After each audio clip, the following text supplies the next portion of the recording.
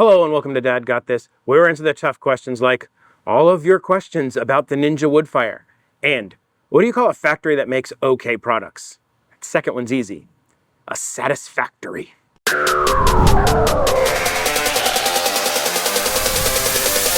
That's right, we are back in another episode of Dad Answers Your Woodfire Questions. I think this is the third one, so let's get into it. If you're a viewer of the channel, you already know I have a Ninja Woodfire. I love it. I cook on it all the time. So I've gained quite a bit of knowledge on it. If you are new here, thank you, and hit that subscribe button. And now it's time for me to share that knowledge with you vis-a-vis your questions. How much power does it use? Did it affect your electric bill? Did you notice an increase in your electric bill when you got it? No and no. Next question. No. To help answer that question, I bought this thing. This is a meter that registers how much electricity an item is using that is plugged into it. And I used it. I ran the Ninja Woodfire for 1 hour on the air crisp setting with wood fire turned on, made myself a tasty little lunch of some French fries and a chicken sandwich, and I measured how much electricity it used. It used 0.837 kilowatt hours of electricity in that 1 hour. Is that a lot? No. The local kilowatt hour rate in my area is 16 cents per kilowatt hour. So for that 1 hour of uses of the Ninja Woodfire, it used about 13 to 14 cents. So even in the longest cook I have ever done, which would be the Ninja Woodfire brisket, which would be about 10 hours maybe on the actual cooking, and then I did a 12-hour overnight hold. So you're looking at 22 hours. $3.08 to run it entirely nonstop for about a day. It's not very expensive to use it. You're not gonna notice a change in your electric bill more than you would if you got a new toaster. This is my griddle plate. I absolutely love it. It is my favorite thing I have for the Ninja Woodfire. It pretty much lives in my Ninja Woodfire. And if you follow my simple tips for cleaning it, you won't have any issues like damaging it like I did with mine, because I took this thing out to an event and I cooked solid for 4 hours on it. This thing got all caked up. I tried to clean it off. I got impatient and I didn't wait long enough to really get it clean, and I chipped it a little bit. But I'll show you how not to do that. This is dirty from that chicken sandwich and French fries and a couple other little cooks that I had. So we're gonna throw it in the Ninja Woodfire. We're gonna turn it on. We're gonna leave it on grill high, jack that time up to an hour, and hit start. It's gonna preheat and get nice and hot. Once it's nice and hot, we will start the cleaning procedure. To pull this off, you're gonna wanna get one of these. They are a silicone scraper. Fantastic. I will link it down in the description. And then you're gonna wanna get some of this stuff. Barkeeper's Friend. Best thing for cleaning any kind of pan, stainless steel, non-stick, pretty much anything. This stuff will clean it. It is amazing. I love this stuff. Step one. Good amount of water on there, some paper towels and a tong. Just go at it. If your hands are sensitive to heat, you might want to use some heat-sensitive gloves. It is best to do this right after cooking. Next. More water, close it down. And then just let it sit for 5 minutes. You may need to empty your grease tray a couple times during this process. And these things are absolutely great for just getting gunk off. More water, and then with the water on there, you just kind of start giving it a little scrape. And if you go lightly, you're gonna get all the little dark bits that you want off. Now, like I said, this one is trashed from a 4-hour cook with no cleaning. In this case, we need to go more aggressive. We're gonna turn it off. We're gonna use some Barkeeper's Friend.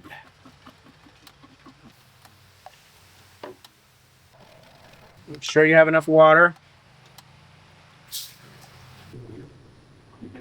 You can even kind of go at some of the terrible areas with your scraper while this stuff's on there.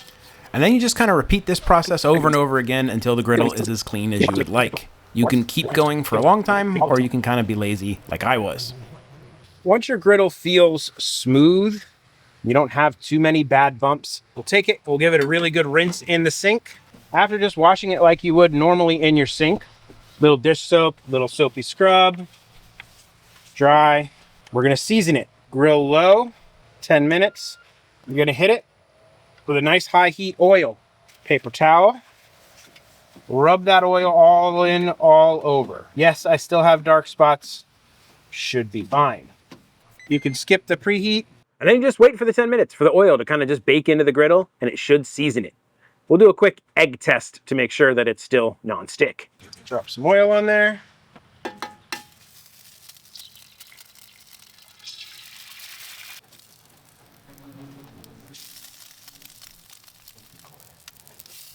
And as you saw, fried the egg perfectly, minimal sticking, just a tiny little bit you had to pry up, but nothing bad. And that thing's still not perfectly clean. Now your process won't be as bad as this if you don't thrash your griddle like I did. If after every cook, as soon as you are done cooking, you go ahead and drop some water on it while it's hot, wipe it with that paper towel, drop it again, give it a scrape to get any of the heavy bits off there, and then just oil it down as it cools, your griddle's gonna look great for a long time. The Ninja Woodfire is designed to use pellets, like these. These are little compressed bits of wood that then get put in there, burned, and make smoke. These are probably my favorite pellets, not sponsored. Smoke and Pecan pellets. They give the most smoke, they last the longest, and I've had the best flavor with these. I use these pretty much all the time. Now they do make wood chips. If you go to the store and you try to buy wood chips, they are going to be way too big to fit in the little tiny hopper. This is the hopper for the Ninja Woodfire. It's very small. It doesn't take very many pellets. Now the wood chips that you'll find mainly at your local stores and barbecue places, they're way too big. You'd get like 3 chips in here and it just would not be good in my opinion. I haven't tried it because I don't think it's worth the risk. Now, I have found little tiny chips. They come in like really tiny little bags and it would be cost prohibitive to buy them to fill this up. I don't know the benefit we would get by doing the wood chip versus the wood pellet. I know you're burning real wood versus compressed wood. You might maybe be able to get a smoke ring out of it. We'll talk about smoke rings in a little bit. But I haven't personally tried it. If you guys know where I can buy a big bag of tiny little wood chips, please let me know in the comments. I'll give it a try. That's probably coming from people with either the older Ninja Woodfires or the smaller non-XL version. I had one of those and it came with a different basket. It was like a metal basket coated in non-stick. I didn't like it as much. I don't think it had as much airflow. It was harder to clean, not as good as this wired basket. And this just comes with the Ninja Woodfire Pro XL. This was their new basket design when they moved to the XL from the small one, and I love it. It is far superior. Super easy to keep clean. As you can see, mine has a little bit of residue in it, but I just throw this in the dishwasher and it comes out clean. I absolutely love this basket. The other benefit of this basket is you can actually put meats and things in here when you're smoking them and get a little bit of smoke separation underneath and a little bit better airflow under it to get you some better smoke penetration in your meats. Now, in most cases, I end up using this little elevated grate. This is an accessory I bought on Amazon. I put this in the Woodfire. It has more space underneath it, probably about 1/4 of an inch, to allow even more airflow underneath the food to get better smoke penetration. I love this thing. But this basket, way better than the old basket.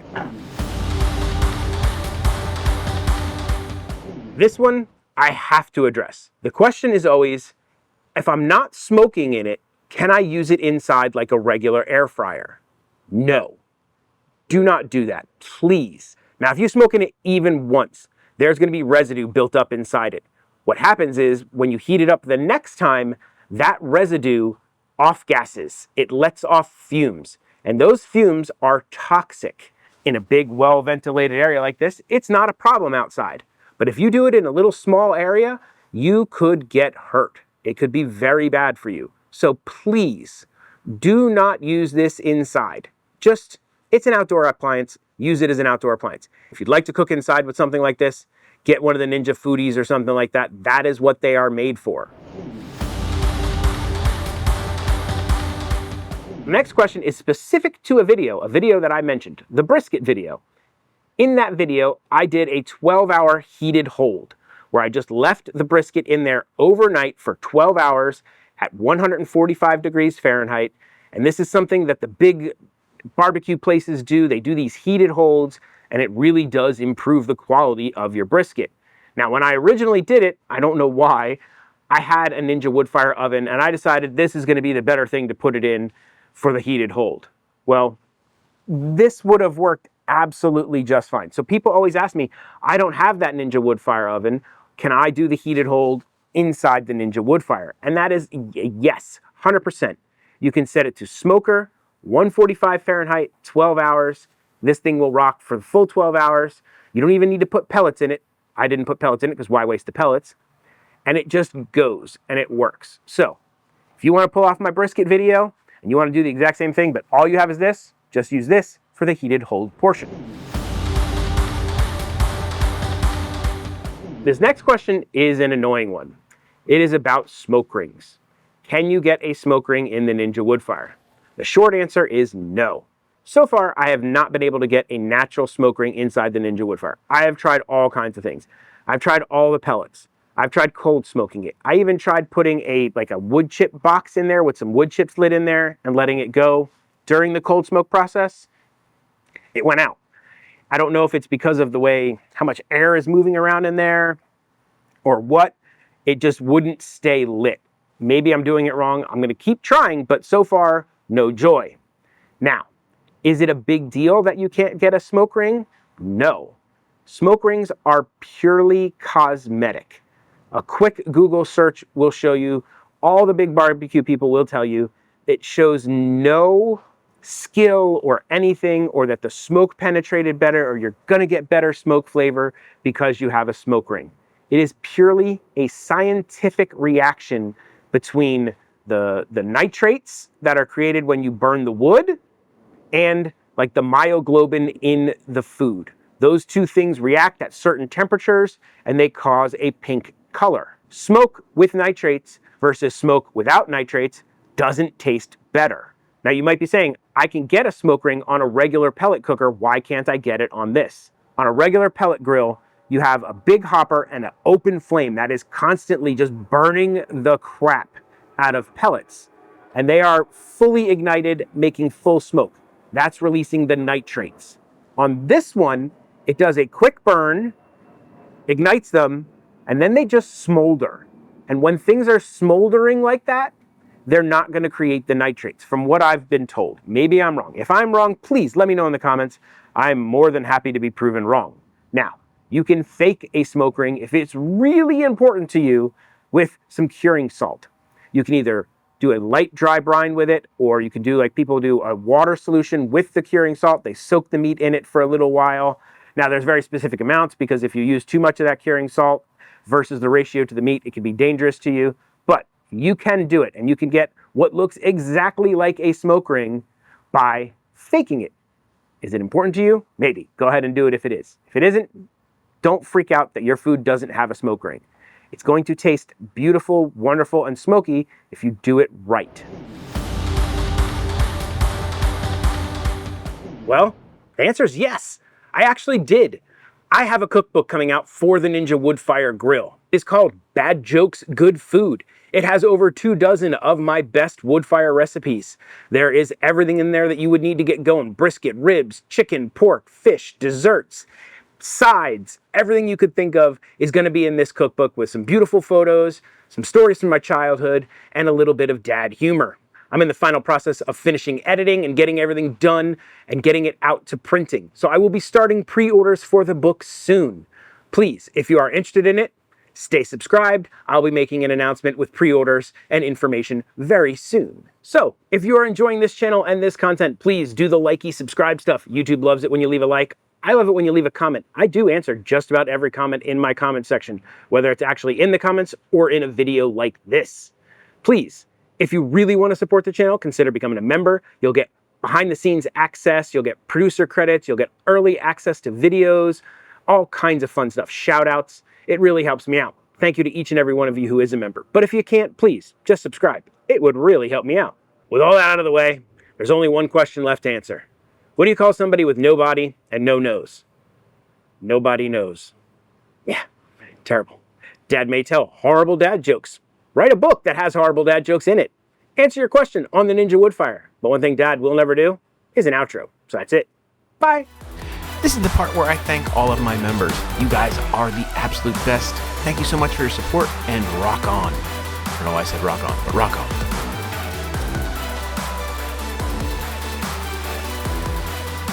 Egg on there.